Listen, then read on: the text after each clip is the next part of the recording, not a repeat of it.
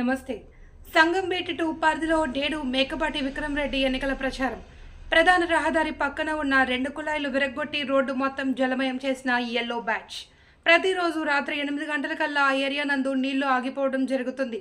కానీ నిన్న మాత్రం 2 కుళాయిలు విరిచేసి రాత్రి మొత్తం నీటిని వదిలి రోడ్డు మొత్తం బురదమయం అయ్యేలా చేశారు.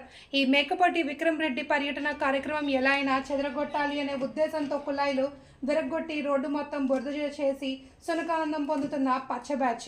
ప్రజల్లో మద్దతు లేకేటువంటి చిల్లర చేష్టలు.